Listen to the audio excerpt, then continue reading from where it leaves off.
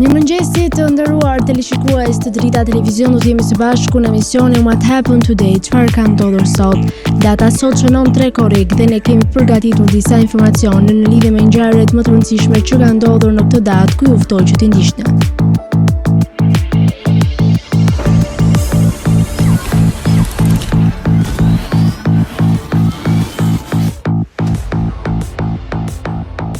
Tre korrik.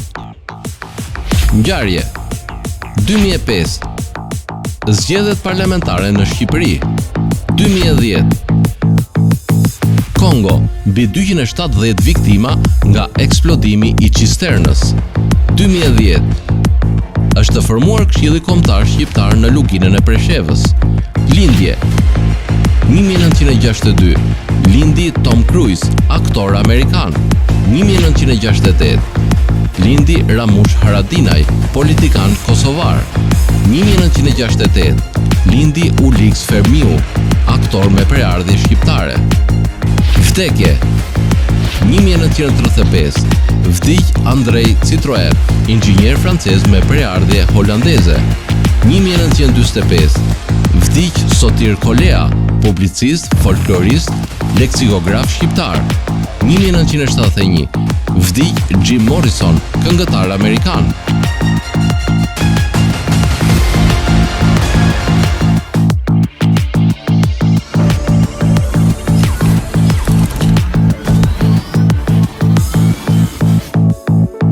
Ndërkohë kemi përgatitur për ju biografinë e Herman Hesse, i cili ishte një poet dhe shkrimtar i huaj. Herman Hesse lindi më 2 korrik të vitit 1877 në një qytet pranë Kellu dhe vdiq në 9 gusht në vitin 1962 në Lugano të Zvicrës. Herman Hesse është njëri nga shkrimtarët më të shuar gjerman të shekullit të 20. Përveç shkrimeve në prozë, Herman Hesse quhet si poet më shumë se 680 poezi të përmbledhura në 12 vëllime. Herman Hesse ishte djali i një pastori dhe nipi një misionari kalvinist. Lufta e dytë botërore shkaktoi një krizë të rëndë shpirtërore, doli haptas publikisht kundër dallgës së barbarive që përshkreu Europën dhe madje arriti ta ndjente veten fajtor për këtë këqijat e kohës. Edhe më vonë, nga vetë formimi i tij, ishte në fillim kundër nazizmit dhe adhuronte kulturën angleze.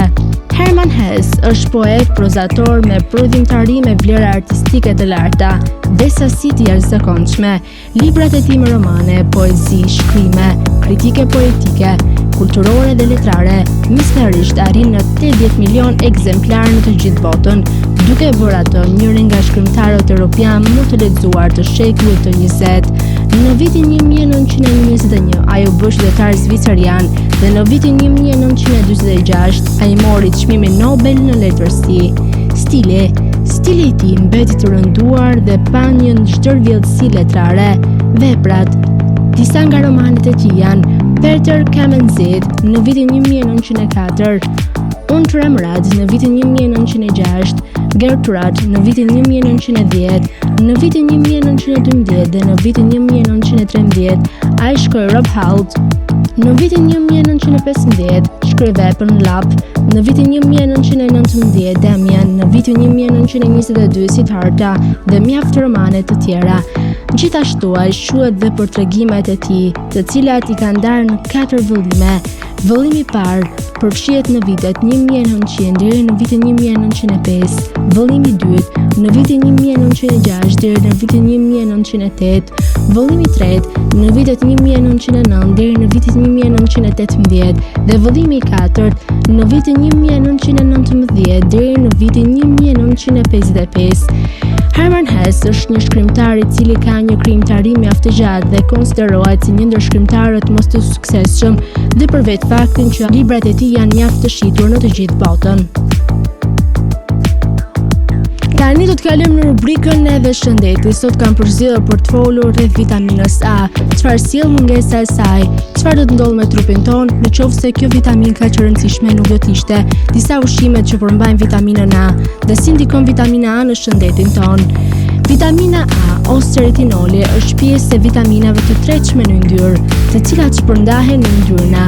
Prandaj, thithja varet nga sasia dhe cilësia e lipideve të paraqitura në ushqim.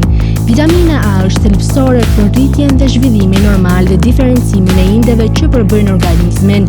Ajo është gjithashtu thelbësore për shikimin ton, sepse së bashku me pararindësit e saj, karotenoidet, është pjesë e përbërësve rodopsin, substancë e pranishme në retinë që jep syrit ndjeshmërinë ndaj dritës.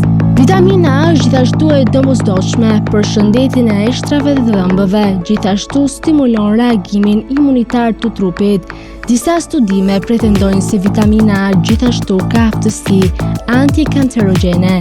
Ajo është e pranishme në ushqime në dy forma, në retinol dhe provitamin A ose karoten. Retinoli gjendet kryesisht në ushqime me origjinë shtazore, në veçanti tek mëlçit, tek vaj peshkut, vezët, shumshti dhe derivatet e tij. Kur bëhet fjalë për shëndetin dhe funksionet e trupit, vitamina A luan një rol mjaft të rëndësishëm. Ajo ndihmon me shikimin, sistemin imunitar, riprodhimin, metabolizmin, si dhe funksionimin e zemrës, mushkërive, veshkave dhe trurit, por roli i saj nuk ndalet këtu. Kjo vitamin ka dhe veti antioksiduese të cilat mund të ndihmojnë në mbrojtjen e qelizave. Ju mund ta merrni atë nga ushqime si spinaçi dhe perimet të tjera me gjethe jeshile, qumësht, djath, e verdha vezës, mëlçi, brokoli, kungull, karrota, pjepër, mango dhe kajsit. Ekspertët këshillojnë që të bëhet kujdes me marrjen e kësaj vitamine me anë të suplementeve. Kjo, pasi doza të larta të saj mund të shkaktojnë shqetësime në organizëm, si të vjedha dhe marramendje. Gjithashtu, marrja e saj për një periudhë afatgjatë mund të sjellë simptoma si acarim të lëkurës, dhimbje në nyje dhe kocka, dëmtim të mëlçisë e shumë të tjera. Edhe pse mungesa e vitaminës A është mjaft e rrallë, ajo ekziston. Disa nga shenjat që trupi juaj ka mungesë të vitaminës A janë sy të thatë. Syt janë të mbuluar me një stres lëngu i cili ndihmon në mbrojtjen dhe lubrifikimin e tyre, duke mbajtur gjithashtu sipërfaqen e syve të pastër. Dhe syt e thatë mund të jenë nga shenjat e para të mungesës së vitaminës A. Problemet me shërimin e plagëve. Vitamina A është një komponent i rëndësishëm për shërimin e plagëve. Një arsye është se vitamina A luan një rol në zbutjen e përgjigjes inflamatore të trupit dhe mund të ndihmojë në kontrollin e inflamacionit të tepërt. Pas sasinë e mjaftueshme në organizëm, trupi nuk do të çrohet siç duhet. Rritje e infeksioneve. Vitamina A mendohet të ketë një efekt mbrojtjes kundër inflamacionit që vjen së bashku me patogjenët invaziv, si ftohjet dhe infeksionet. Prandaj ekspertët mendojnë se mungesa e vitaminës A sjell rritje të infeksioneve. Lëkurë e thatë. Mungesa e vitaminës A nuk mund të jetë shkaktari vetëm i lëkurës së thatë, por ajo mund të luajë një rol në këtë shqetësim. Tani u ftoj të ndiqni parashikimin e motit në territorin shqiptar. Territori shqiptar për datën 3 korrik 2026 do të karakterizohet nga kushte atmosferike relativisht të qëndrueshme, me dominim të kthjellimeve dhe intervaleve të gjata me diell në pjesën më të madhe të vendit. Në relievet malore, gjatorëve të pasdites, priten vranësira të lehta kalimtare, kryesisht në zonat lindore dhe juglindore, ku nuk përjashtohen rreshje të dobta dhe afat shkurtra. Në ultërsirën perëndimore, moti do të mbetet kryesisht me diell dhe temperatura tipike verore. Paraditja do të jetë kryesisht me diell në të gjithë territorin, ndërsa në zonat e izoluara malore gjatë pasdites do të ketë vranësira kalimtare.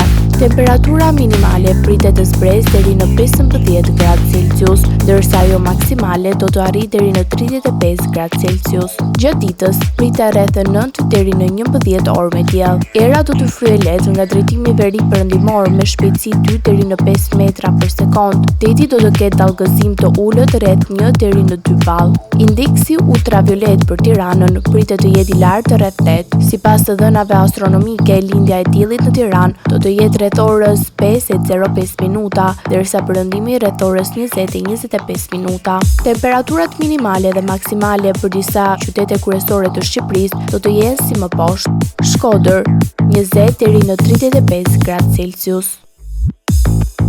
Kukës 17 deri në 30 gradë Celsius,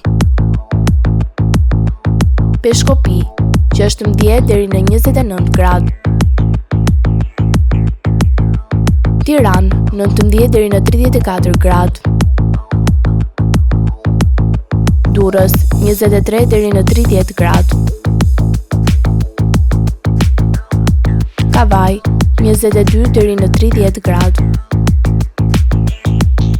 Elbasan 20 deri në 34 gradë,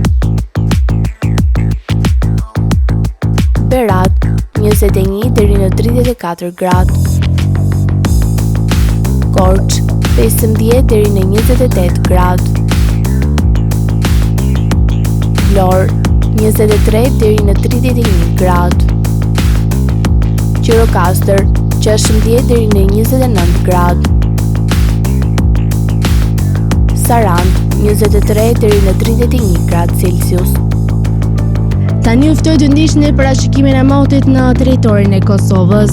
Territori i Kosovës për datën 3 korrik 2026 do të karakterizohet nga një mot pjesërisht i qëndrueshëm, me alternime kthjellimesh dhe vranësirash. Gjatorëve të pasdites në disa zona priten zhvillime vranësirash që mund të shoqërohen me rreshje të dobta lokale, kryesisht në zonat malore. Temperaturat do të mbeten të freskëta, krahasuar me ditët e fundit. Paraditja do të ketë mod kryesisht të kthjellët, ndërsa pasditja do të sjellë vranësira kalimtare në disa zona. Temperatura minimale pritet të zbresë deri në 14 gradë Celsius, ndërsa ajo maksimale do të arrijë deri në 29 gradë. Era do të fryejë lehtë nga drejtimi veri perëndimor me shpejtësi 2 deri në 5 metra për sekond. Indeksi ultraviolet për Prishtinën pritet të jetë i lartë rreth 6 deri në 7. Sipas të dhënave astronomike, lindja e diellit në Prishtinë do të jetë rreth orës 5:05 minuta, ndërsa perëndimi rreth orës 20:25 minuta. Temperaturat minimale dhe maksimale për disa qytete kryesore të Kosovës do të jenë si më poshtë. Mitrovica 15 deri në 28 gradë Celsius. Podujev 14 deri në 27 gradë.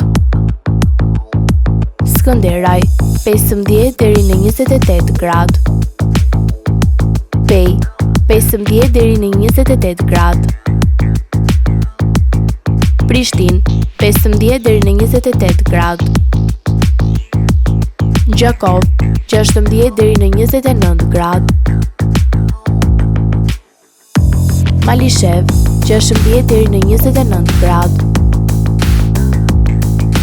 Gjilan 15 deri në 28 gradë. Perizaj 15 deri në 28 gradë. Kaçanik 14 deri në 27 gradë. Suharek 16 deri në 29 gradë. Prizren 16 deri në 29 gradë Celsius. Të nderuar teleshikues të Drita Televizion, kjo ishte gjithçka e përgatitur në këtë emision. Ndërkohë ju ftoj të na ndiqni në rrjetet tona sociale, Instagram, TikTok, Twitter dhe Facebook. Gjithashtu, nëse dëshironi që të na ndiqni live, mjafton të klikoni në web drita.tv. Kjo ishte gjithçka e përgatitur në këtë emision dhe ju ftoj të ndiqni programacionin në vijim të Drita Televizion.